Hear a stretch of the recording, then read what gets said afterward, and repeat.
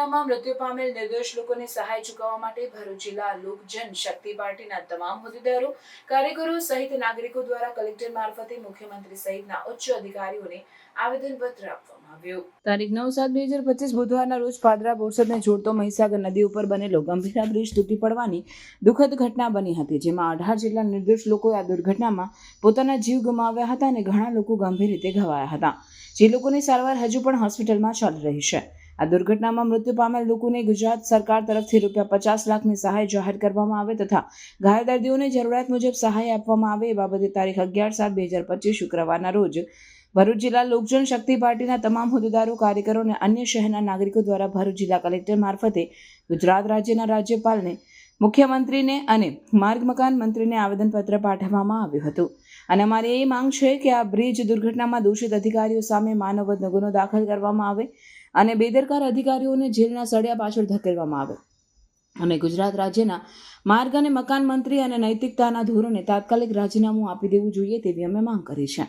ત્યારબાદ ભરૂચ PWDની કચેરીમાં લોક જનશક્તિ પાર્ટીના ભરૂચ જિલ્લા પ્રમુખ અબ્દુલભાઈ કામઠીની આગેવાનીમાં PWD તથા માર્ગ અને મકાન વિભાગની કચેરીમાં જંબુસરથી આમોદ વચ્ચેનો ઢાઢર નદીનો બ્રિજ તથા ડેરોલથી વિલાયત વચ્ચેનો ભૂખી ખાડીનો બ્રિજ, થામથી કંથારિયા વચ્ચેની નહેરનું નાળું, જંબુસર ચોકડીથી દહેજને જોડતો બ્રિજ તથા નંદેલાવ બ્રિજ, આ તમામ બ્રિજો તાત્કાલિક નવીનીકરણ કરવામાં આવે તેવી સત્તાધીશો સામે ઉગ્ર રજૂઆત કરવામાં આવી હતી।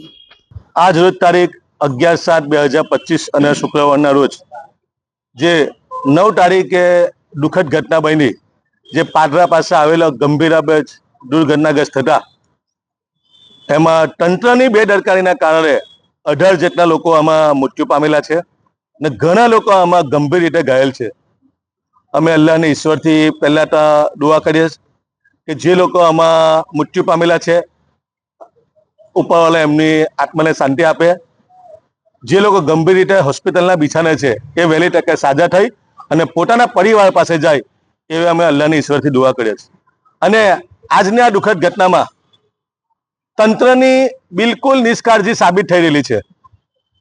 આ સરે અમે ભરૂચ જિલ્લા લોક જનશક્તિ પાર્ટી જિલ્લા અધ્યક્ષ તરીકે અને અમારા વિસ્તારના આગેવાનો તરફથી આજે અમે આ મૃત્યુ પામેલા લોકોને સાચા દિલથી શ્રદ્ધાંજલિ પાઠવવા માટે અને જે એસી ચેમ્બરોમાં બેસીને તાણક ઢીના કરતા અધિકારીઓ જેમના ભૂલના એમના પાપથી આજે 18 જેટલા નિર્દોષ લોકોના જીવ ગયા અને અસંખ્ય હોસ્પિટલના બિછાને છે, એમના ફેમિલીને પૂછો કે એમની શું હાલત થાય।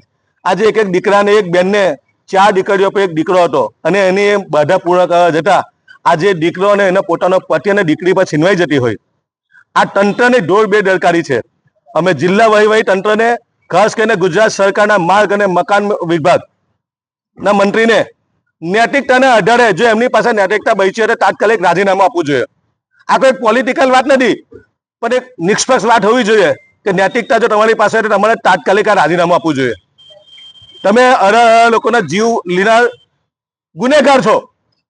આટલી મોટી ઘટના બની, સરકારનું એક પ્રતિનિધિ મંડળ આજ સુધી હજુ પહોંચ્યું નથી।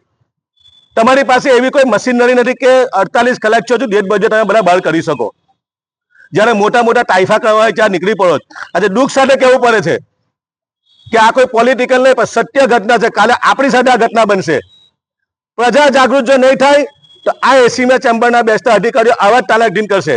જ્યારે આટલી મોટી દુર્ઘટના બની, સરકાર પાસે 5 વર્ષ છે અને લેખિત અને મૌખિક ત્યાંના સ્થાનિક આગેવાનોના પોલિટિકલ લીડરો જાણ કરતા હતા, પરંતુ આ એસી ચેમ્બરમાં બેસીને જારી ચામડીના અધિકારીઓ જે હરામનો પગાર લેતા એમ પોતાના જીવના પોતાના બાળકો અમે મર્યા જ નહીં ને એમને સરકાર 10 લાખ રૂપિયા આપે, એમને ખબર પડે।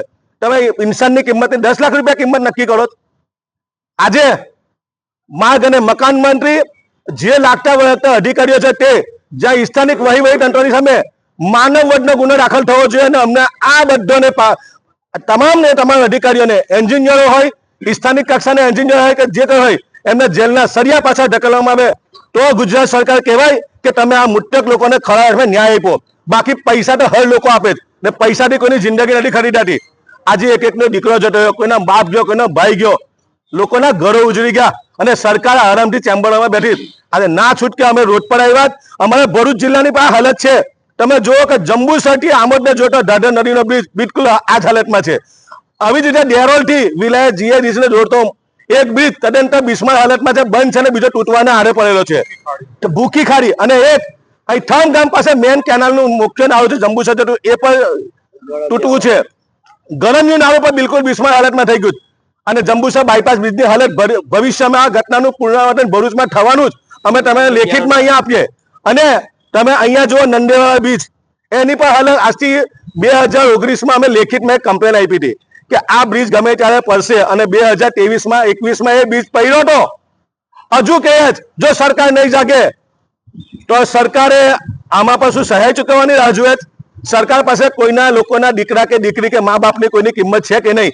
એટલે અમે પ્રશાસનને અપીલ કરીએ, ભરૂચ જિલ્લાના તમામ જે બ્રિજો છે એનું તાત્કાલિક મરામત થવી જોઈએ. આ જેટલા પણ અધિકારીઓ છે એમની સામે માનવ વધનો ગુનો દાખલ થવો જોઈએ.